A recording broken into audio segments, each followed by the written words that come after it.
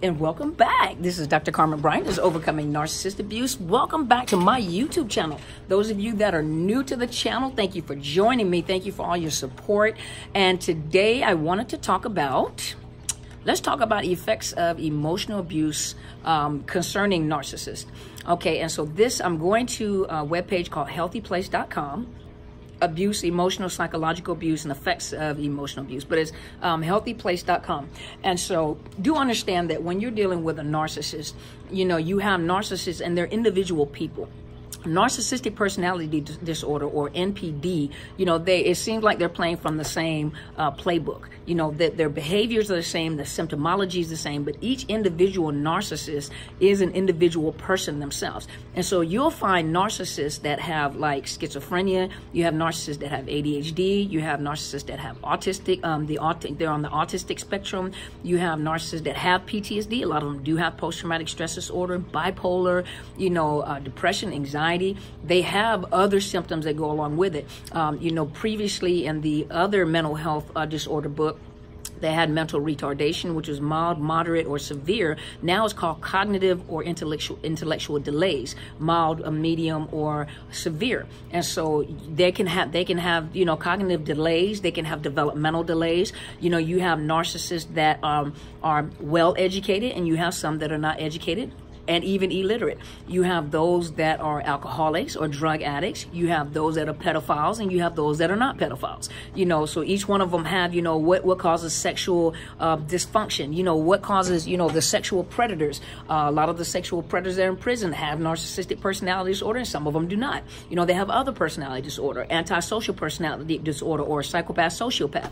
And so even the narcissist can have that, the antisocial personality disorder, which is then labels them as a malignant narcissist. And so do know that each individual narcissist is still an individual person with a personality disorder. And so do know that when you're dealing with a narcissist, all narcissists abuse, but not all narcissists physically abuse. All of them psychologically abuse, but all of them don't physically abuse. And I think one of the questions is if a narcissist is not a physically abusive individual, is it possible that they can, you know, that they could physically abuse? All narcissists can anybody can physically abuse, especially like if a narcissist gets with another narcissist, or if the narcissistic injury is so severe that they have lost control, they can physically, you know, lash out and become physically violent. So absolutely. Usually you'll find a lot of the physical violence, you'll find it more toward the end, at the beginning of the spectrum, the ones that they really don't understand what they are. They just like the feeling. Those are very abusive, physically abusive. Those are the ones that will kill you, you know. So you do have them on different ends of the spectrum. You have those that are well educated. You have those that are not so educated. You have those that are impoverished. You have those that are on the severe end of the wealthy. You know, you have those that can't keep a job, and you have those that have multiple businesses and are billionaires. You know, so each one, you have those that are in the law enforcement, legal law offices. You know, you have them in government and public offices. You have them everywhere. You know, and so each one of them, you know, some of them are pedophiles, remember, and some of them are not pedophiles. Some of them like younger sources of supply. Some of them don't. Some of them like older. So each one of them is still individual people. You know, they're still individual people with the NPD disorder. And so now on here at the Healthy Place, I'm going to read. Miss Natasha Tracy wrote this article. And it says that we're talking about physical abuse versus psychological abuse. And what she said is that the effects of emotional abuse can be just as severe as those with physical abuse. Now, we know that a broken bone will heal. You know, you may have scars of being stabbed, broken bones. You may have scars of surgeries that had been performed. You know, there are a lot of women and men that are maimed from dealing with physically abusive narcissists or physically abusive people in general, period.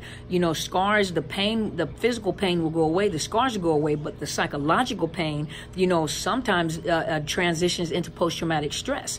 And when you have post-traumatic stress, it is a psychological disorder as well. It's a trauma-related psychological disorder, trauma-induced disorder. And so psychologically, you can be severely affected even if there is no physical abuse. So all narcissists are abusive. They're just not all physically abusive. They're all you know, even the cerebral, you have some that are severely introverted. You have those that are very extroverted, you know, outgoing.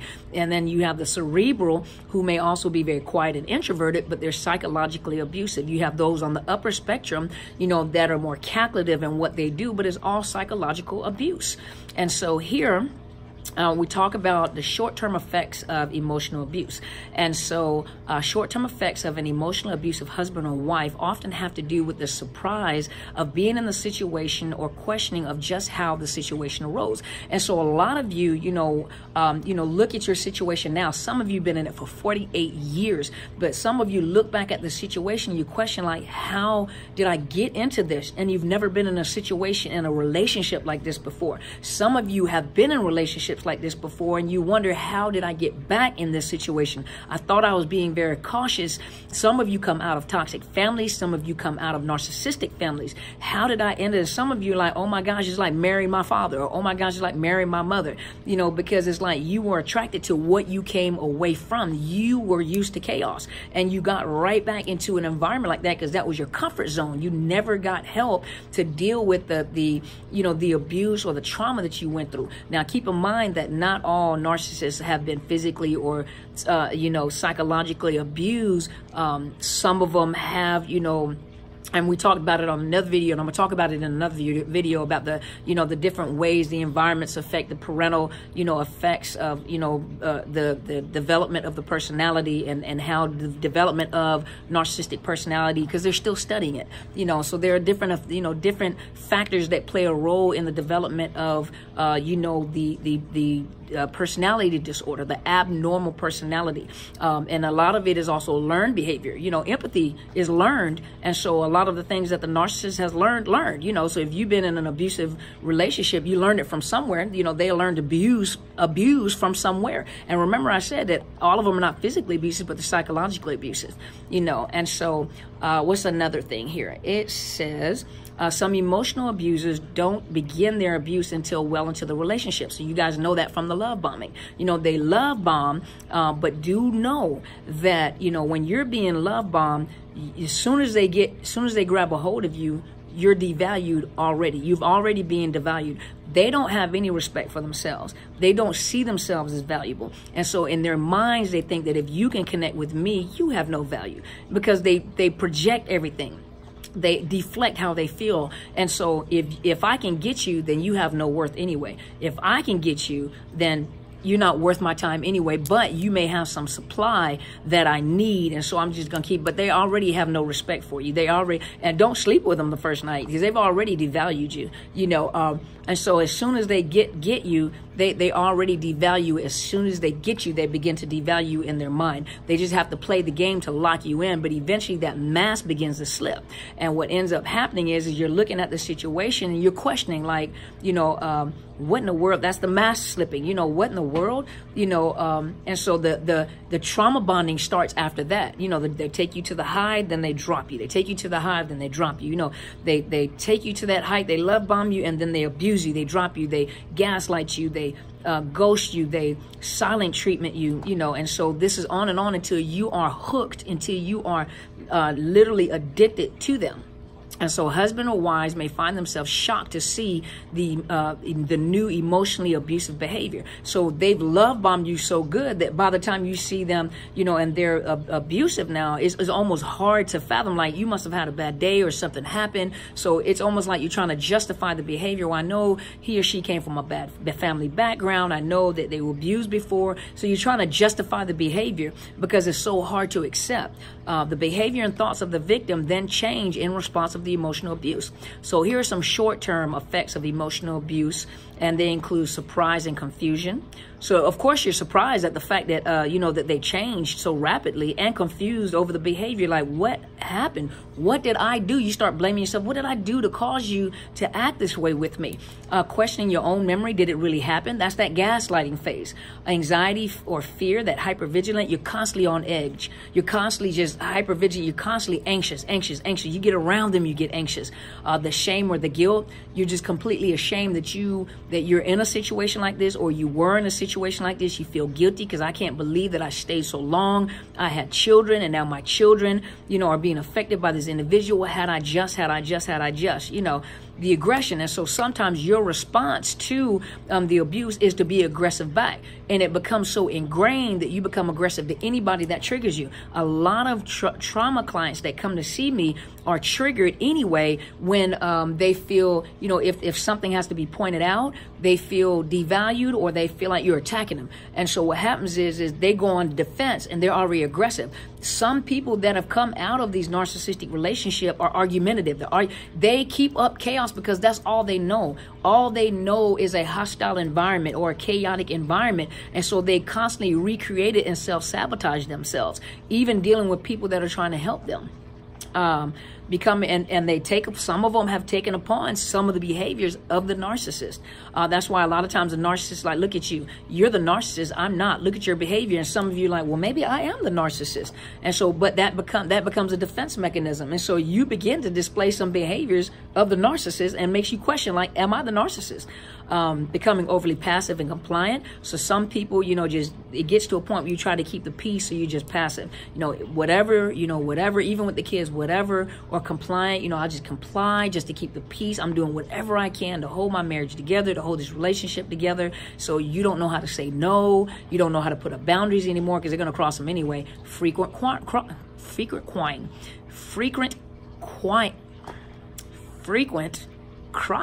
There we go. Frequent crying. So frequent crying. There we go. Oh God. Oh my gosh. Okay, I'm too excited. So frequent crying, there we go, is a sign of depression.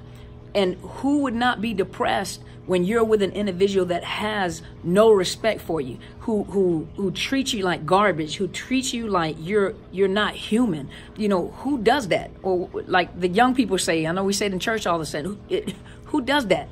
You know, what normal person treats a person like garbage? You treat an animal better than you treat a human being. So of course, you know, you'll notice depression and sad, and you can't eat, or you overeat, you know, or the crying, the frequent crying.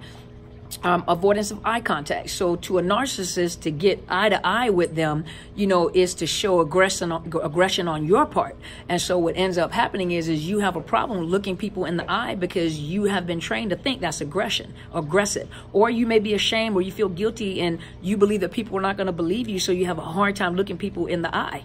Another one is feeling powerless and defeated, as nothing you ever do seems to be right. Learned helplessness. As someone made a comment about that on one of the videos that I made, you know, it's like no matter what you do is never right. No matter what you do is never right. That's why a lot of you have a hard time making decisions after you leave the narcissist, because no matter what you do, you start questioning yourself. Question yourself whether or not that's a good decision, whether that's right. Should I wear this? Is it okay to wear my hair like this? Is that appropriate? You know, should I said that? Maybe I shouldn't have said that, because they have told you how to be, how to live, how to talk. You know, they have tried to mold you into something that you're not.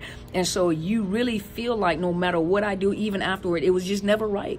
Nothing that I did was right. I'm so worthless, because they made you feel that way. And that was their emotions, not yours. Walking on eggshells. So, you know, the environment at home is always tense. It's always like something's going to happen. Something's going to happen. Because that's how they keep it. They want to keep you in anxious mood. They want to keep you on edge at all times, because they need that for power and control. Feeling manipulated, used, and controlled. Many of you said that. I know I was being controlled. I couldn't even make my own decisions. I was used because I have A, B, C, D, E, F, G, or I was manipulated, you know, and now I see it. I can't believe, you know, and feeling undesirable. Some of you don't even feel pretty anymore. Some of you don't feel handsome anymore. Some of you don't even feel smart anymore, you know, and so you feel like you're not desirable, that you are damaged goods that nobody will want. You'd be surprised at who would love someone like you. You know, you'd be surprised, because you are still a good package. They just put their little Edward Scissorhand in there and try to tear your life up. But you'd be surprised, you know, what an awesome person you are to the right person. So some long-term effects are depression. We talked about that. Withdrawals. Remember, we talked about that in another video, where you literally become addicted to the narcissist and your body literally begins to have withdrawal symptoms. That's why some of you don't mind being hoovered or want to be hoovered, or you start thinking about them knowing you don't need to go back. So your body is literally having withdrawal symptoms, knowing that you don't need to go back. Low self-esteem and self-worth. Emotional instability, sleep disturbances. Some of you have nightmares, you know, physical pain without cause, somatic. So that's somatic disorders, somatic, you know, your body is so stressed that your body begins to hurt or feel pain, you know, and your psychological pain is starting to manifest in your body. Suicidal ideation, thoughts, or even attempts. Extreme dependence on the abuser. Remember, now you're dependent on that, you know, because that was your drug. The narcissist became your drug. And they know when they ghost you, they take the drug away. It causes you to have withdrawal symptoms to make you run behind them. You don't have the ability to trust anybody. Some of you said it. I don't trust anybody. Underachievement, you know, you don't do your best because you feel like I'll never be good at anything. Feeling trapped and alone. A lot of you, when you found out that a lot of us had the exact same experiences as you had, and you came to this community or even other communities, you found that you're not alone, that we share similar stories. A lot of you expressed feeling so much better finding that I'm not crazy, that you guys experienced it just like I experienced it, and you're not crazy. You know, we're right there with you. And that's why I love this tribe, because you guys are so supportive. I mean, you guys go and comment and make people go read the comment. When you make a comment, go back and read, you know, go check on your comments and see what some of the people put on there. I comment too when I have an opportunity. I do. And then, of course, I have this gift called the block gift. And so when people come on there, you know, people come on the videos, either you're here to thrive, you're here to recover, you're here to grow, or you're here to critique my video. If you're here to critique my video or critique me, why even come on the video? Go somewhere else and critique someone else. This is for people that are trying to recover. You know, if you got something to say about my big hair or the video or something that I'm saying, go find someone else to go mess with. You know, leave these people alone. They're trying to survive, they're trying to thrive, and they're trying to grow. And that negativity is not desired nor welcome here on this channel. And so I do have the gift of block, and you're not going to be able to comment no more. So if you all of a sudden find yourself unable to comment, probably me. Probably. Let's see what else. Substance abuse. Some of you have relapsed and started using drugs, and some of you started using drugs. Stockholm syndrome. That's that trauma bonding. That's, you know, that's kind of interchangeable. The Stockholm syndrome and the trauma bonding, and that's common in long-term abuse situation. In the Stockholm syndrome, the victim is so terrified of the abuser that the victim overly identifies and becomes bonded with the abuser in an attempt to stop the abuse. The victim will even defend their abuser and their emotional abusive actions. You find yourself defending your abuser. That's the trauma bonding, you know, and it's very real. Let's see. And some of you look back like, I can't believe I defended this individual. Let's see. What else? A lot of you have developed post-traumatic stress. And this is this is coming from BrightQuest Treatment Centers. And this is written by Laurel Nowak. And this was how PTSD affects the brain and the body. But I wanted to go, and so this PTSD is a disordered relationship to stress, originally triggered by an overwhelming stressful event in the past. Stress is a physical and chemical response that happens automatically in the face of certain triggers. In an original biological sense, our heightened state under stress is positive coping mechanism, and when we are in danger, we need to protect ourselves. When personal protection is on the line, surges in hormones cortisol and norepinephrine can give you a survival edge, that fight, flight, or freeze. But we're not meant to have the stress-related regions of our brain firing overtime on a regular daily basis. This can lead to serious neurochemical and biological dysregulation. And that's when that fight, flight, or freeze is constantly open, that little mechanism just, well, you know, there's no valve in your head, but just to give you a picture of it, that valve is stuck open because of the trauma. And so you're constantly triggered. Your body is constantly under stress and is releasing all these hormones because your body thinks that you're supposed to do something. So now this is post-traumatic stress based off of an event from the past.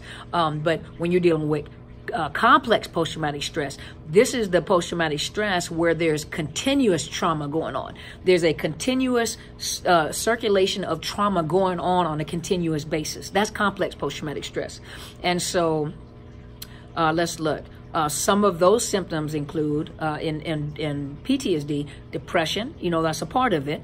and sometimes severe depression, anxiety, or that constant fear that something's going to happen. You're hypervigilant. You're always looking over your shoulder. You know, you got to put your back against the wall so you can see. You're always doing something to protect yourself. Memory problems. Remember, we talked about that in another video. Insomnia. You have problems with sleep, sleep disturbances, substance abuse disorders, and other disordered behavior. Long-term effects, physical conditions related to PTSD can be heart disease. Because remember, the higher that the stress is, and the more your body is overproducing those chemicals, the hormones in your body, they're overworking because your body is in survival mode. And all the time. So complex post-traumatic stress, you're constantly in survival mode. And so it's breaking down your immune system, and it leaves you vulnerable to heart disease, hypertension, high cholesterol, and arterial sclerosis, obesity, or for some people, eating disorders, you know, anorexia, fibromyalgia, chronic pain, chronic fatigue. Some of you have sleep apnea. Some of you are just chronically tired. Your body is tired because it's overworking. Irritable bowel syndrome. Some of you guys have